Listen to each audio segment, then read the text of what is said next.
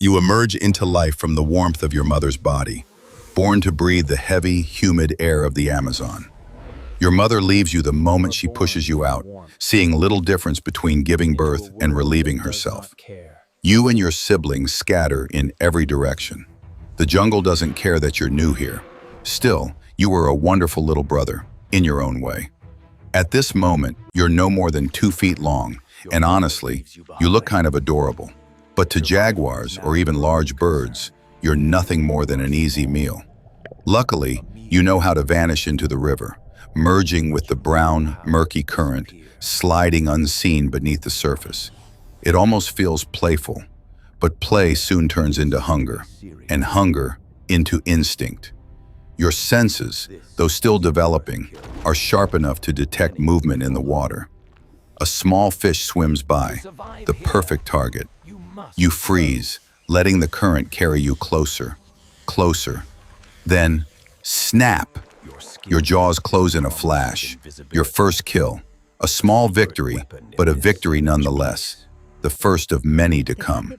Here, survival depends on growing, fast, bigger, stronger, and smarter with every passing day. And speaking of smart, have you noticed your skin? A stunning mix of greens and browns, the perfect camouflage. Whether sliding through muddy water or creeping between thick plants, you're nearly invisible. That's your first real advantage in this ruthless world.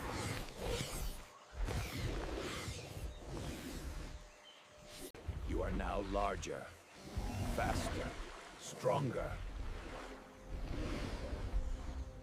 For now, you keep things simple. You crawl through rivers and swamps, staying close to the water where it's safe. Only your eyes and nostrils break the surface as you glide in silence, waiting for an unsuspecting meal to drift too close. One day, you spot the perfect target, a careless little rodent near the bank. You wait, perfectly still, then strike like lightning. You coil, you squeeze, and it's over. Dinner is served, not bad at all. You've entered your juvenile stage, and things are getting interesting. You're now bigger, faster, stronger. Your prey has evolved too. Frogs and fish are no longer enough. Now, you crave something larger, like a capybara, the world's biggest rodent. But don't get ahead of yourself. You're not the top predator yet.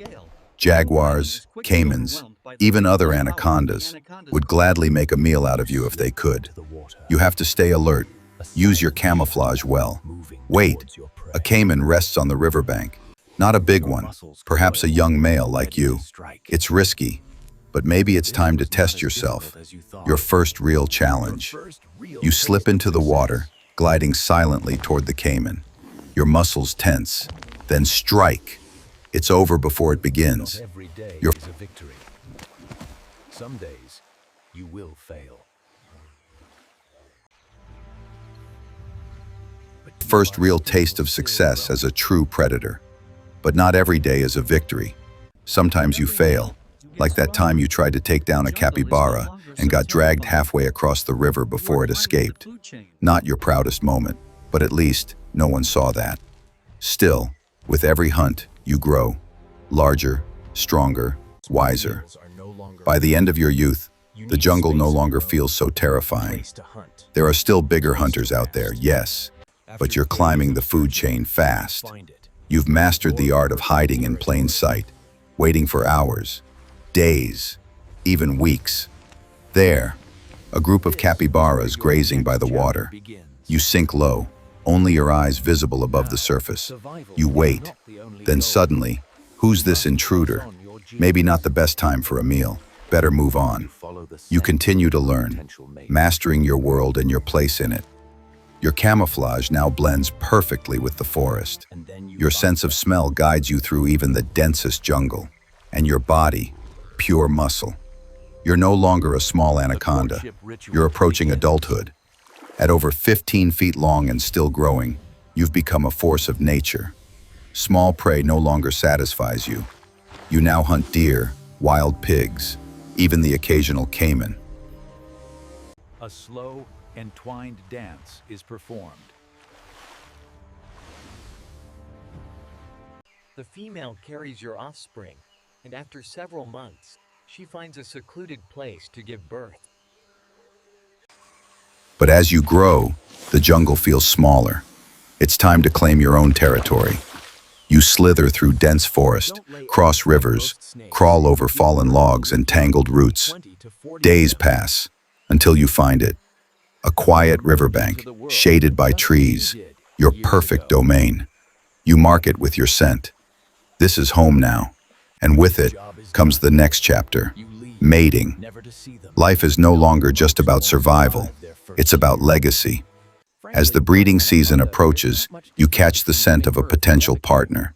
You follow her through jungle and swamp until you find her, a magnificent female anaconda. The courtship begins, a slow, coiling dance that lasts for hours until the task is complete. The female carries your offspring, and after several months, she finds a secluded place to give birth. Unlike most snakes, she doesn't lay eggs. She gives birth to live young, 20 to 40 of them. They enter the world as you once did, but your role is finished now. You leave, never to see them, knowing most won't survive their first year. For an anaconda, but you feel a sense of nostalgia. It's been a long time since you hunted one. You wait silently, your body motionless beneath the water. The capybara draws closer, oblivious to the danger lurking below. And suddenly, you strike. We wrap around it with speed, and in moments... there's little difference between giving birth and defecation. In both cases, you push something out, then move on. Time passes, and you continue to grow. But now your body feels the weight of years. You're still powerful, yes, but slower. The spark of youth fades, replaced by patience and calculation. One afternoon, as you rest in the cool river water, you spot movement, a capybara grazing nearby. Normally, too small to bother with, but nostalgia takes hold. You wait silently. The capybara steps closer, and in an instant, you strike.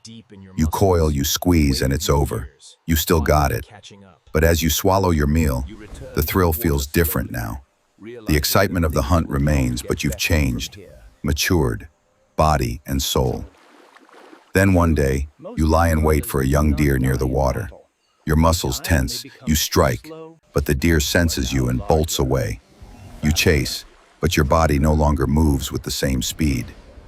Your strike misses, your first failure in a long time.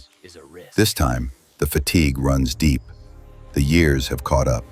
Slowly, you return to the water, knowing things won't get easier from here. The truth is, most anacondas don't die in battle.